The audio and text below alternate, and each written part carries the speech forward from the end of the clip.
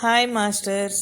భూమండలంలో నవ్య దివ్య భవ్య యుగం యొక్క మహా అవతరణ డాక్టర్ సన్నీ సాటిన్ గారు వ్రాశారు. ఈ భూమి మీద ఎన్నో మార్పులు అది ఎంతో అద్భుతంగా జరిగి ముందు ముందు రోజుల్లో మనం ఎంత అద్భుతంగా ఈ భూమిపై జీవిస్తామో తెలియజేసే ఈ అధ్యాయాన్ని, అద్భుతంగా ఉన్న ఈ అధ్యాయాన్ని విందామా? నూతన ప్రపంచపు సంక్షిప్త క్షణదర్శనం. ఇక్కడ 2029 సంవత్సరంలో ఆరంభమయ్యే నవీన యుగంలోని అద్భుతమైన జీవితపు సంక్షిప్త క్షణదర్శనాన్ని అందిస్తున్నాం.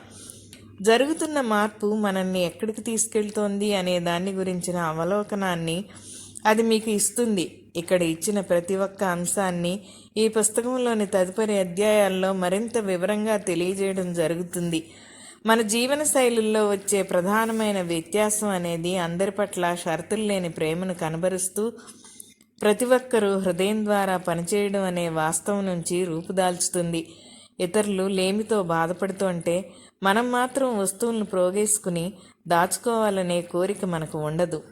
మీరు ఎంతో శ్రద్ధ వహించే ఒక అందమైన కుటుంబం మీకు ఉందనుకోండి. ఒకవేళ మీ దగ్గర ఆహారం ఉంటే కనుక మీ పిల్లలను మీరు ఆకలితో అలమటించనివ్వరు. ఎందుకంటే మీ పిల్లలను మీరు నిజంగా ప్రేమిస్తున్నారు. అలాగే మీ కుటుంబంలోని ప్రతి ఒక్కరూ మీలాంటి జీవనశైలినే కలిగి ఉండగలిగేలా మీ దగ్గర ఉన్న ఇతర వనరులను మీ కుటుంబ సభ్యులతో మీరు పంచుకుంటారు.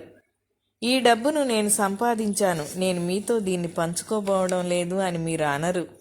అలాగే ఈ ఆహారాన్ని కొన్నది నేను ఒక్కడినే దీన్ని తినబోతున్నాను, నువ్వు వెళ్ళి నీ ఆహారాన్ని సంపాదించి తెచ్చుకో అని కూడా మీరు అనరు.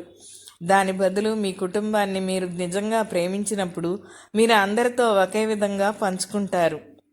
మీరు ఈ భావనను అంగీకరించి ఆ ప్రేమను మీ ఇరుగు పొరుగు వారికి కూడా విస్తరిస్తే కనుక మీ ఇరుగు పొరుగు వారితో కూడా మీరు అలాగే ప్రవర్తిస్తారు. మీరు వారితో కూడా మీ దగ్గర ఉన్న వాటిని పంచుకోవడం ప్రారంభిస్తారు. మీ జీవనశైలికి మీ పొరుగువారి జీవనశైలికి మధ్య పెద్ద వ్యత్యాసం ఏమీ ఉండదు.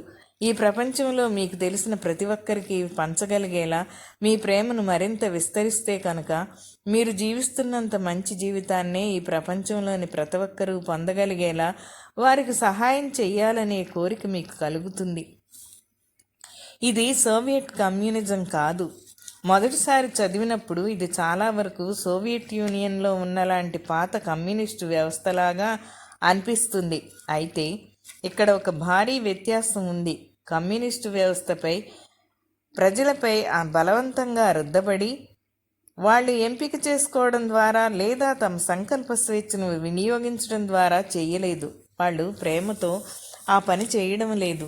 ఆ నాయకులు సామాన్య పౌరుల కన్నా ఎంతో శ్రేష్టమైన, ఎంతో మంచి జీవితాన్ని అనుభవిస్తూ సామాన్య ప్రజానీకానికి ప్రతిగా మాత్రం భయాన్ని, నియంత్రణను ఇంకా ఉపయోగిస్తున్నారు. నూతన ప్రపంచంలో ప్రతి ఒక్కరూ పంచుకోవాలనే కోరికతో తన ప్రీతమ కుటుంబ సభ్యుల్లానే తన పొరుగు మనిషి కూడా జీవించగలిగేలా చూడాలనే కోరికతో ఉంటారు. ఆ కోరిక హృదయంలో నుంచి జయించినప్పుడు పంచుకోవడం అనేది ఆ వ్యక్తికి ఆనందాన్ని ఇస్తుంది. ఇతరుల పట్ల ప్రేమతో ప్రవర్తిస్తూ శ్రద్ధ వహిస్తాడు. సోవియట్ కమ్యూనిస్టు విధానంలో సంకల్ప స్వేచ్ఛ పూర్తిగా అణిచివేయబడింది. కాగా నూతన ప్రపంచంలో వ్యక్తుల సంకల్ప స్వేచ్ఛను ఉపయోగించడంపైనే ప్రతి ఒక్కటి పూర్తిగా ఆధారపడి ఉంటుంది. ప్రతి ఒక్కరికి తగినన్ని వనరులు. భూగ్రహంపై ప్రస్తుతం జనాభా అంతటికి అవసరమైన అన్ని రకాల వనరులు తగినన్ని ఉన్నాయి.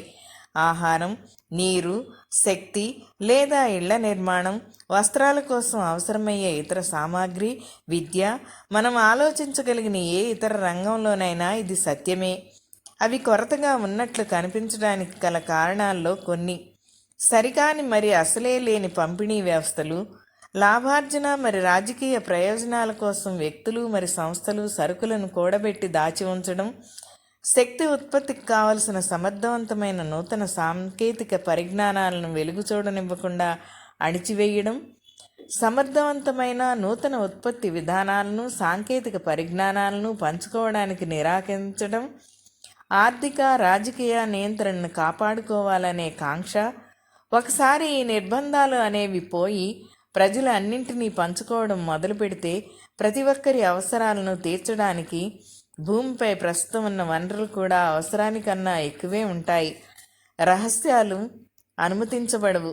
ఏ విధమైన అవినీతికైనా, ఏ విధమైన వంచనతో కూడిన లావాదేవీలకైనా, లేదా ఒక పక్షాన్ని నిలువున నష్టాల్లో ముంచేస్తూ మరో పక్షం లాభాన్ని పొందే ఏ విధమైన అవకతవక వ్యవహారానికైనా కానీ మౌలిక సత్యాన్ని మరుగున ఉంచి అన్ని పక్షాలకు స్వేచ్ఛగా సమాచారం అందుబాటులో ఉండకుండా చేయడం అవసరమవుతుంది.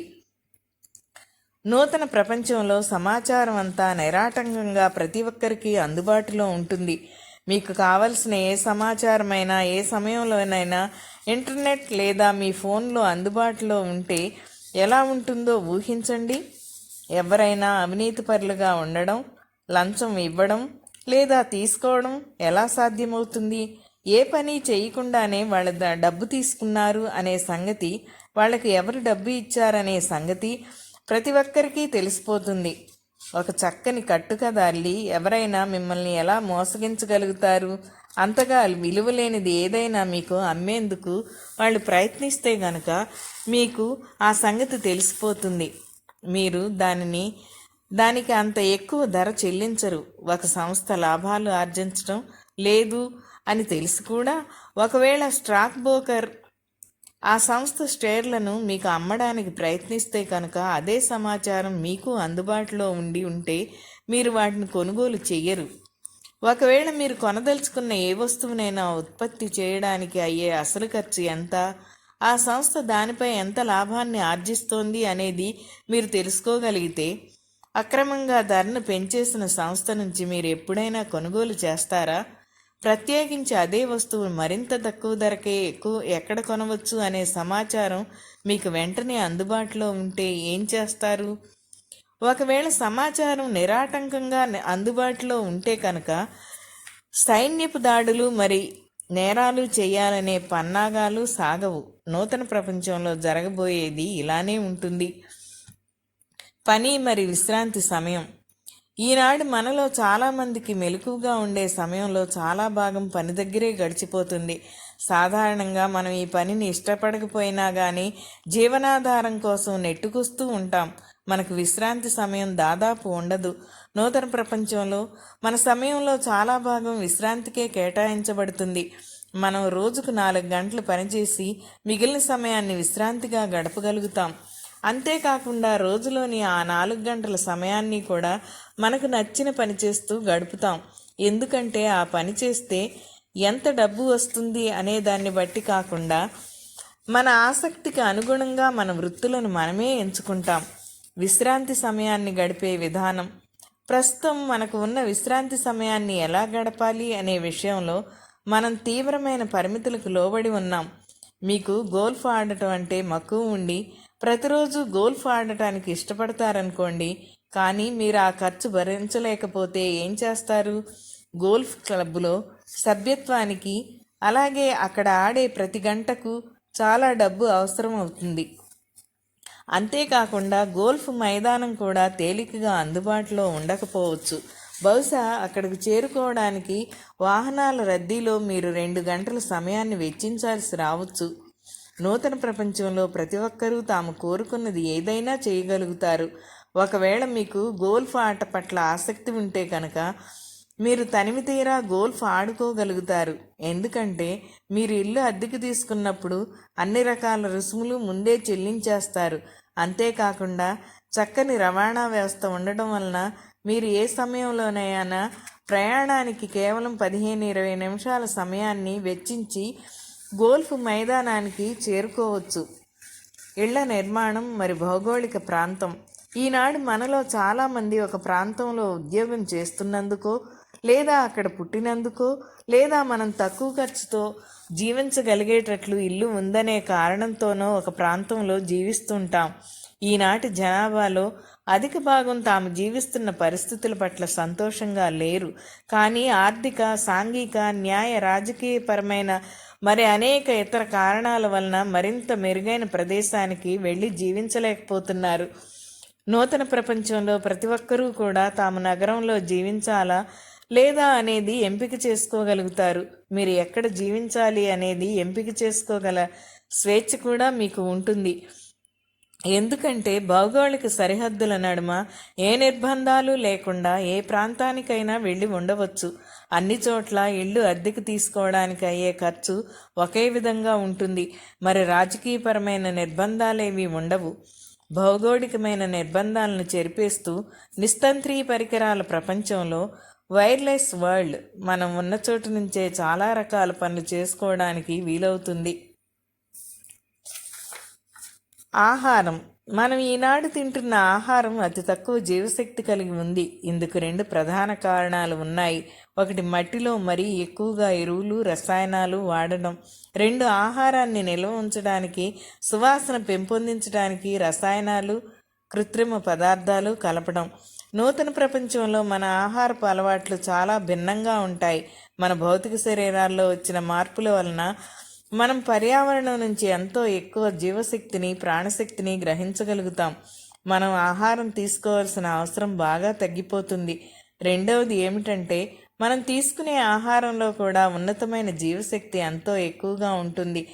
ఎందుకంటే మట్టిలోని మలినాలను శుద్ధి చేసి దాని యథార్థ రూపానికి తిరిగి తెచ్చేలా చర్యలు చేపట్టడం వలన ఏ విధమైన రసాయనిక ఎరువులు వాడకుండా పంటలు పండించడం జరుగుతుంది. మనకు సహాయం చేస్తున్న ఇతర ఉన్నత స్థాయి నాగరికతల నుంచి మనం అందుకునే సాంకేతిక పరిజ్ఞానాన్ని వినియోగించడం ద్వారా ప్రధానంగా ఇది సాధ్యమవుతుంది. మొత్తం మీద మాంసాన్ని, జంతు సంబంధిత ఉత్పత్తులను వినియోగించడం దాదాపు తగ్గిపోతుంది. ఓకే మాస్టర్స్, మళ్ళీ మరో ఆడియో ద్వారా మీ ముందుంటాను. Thank you.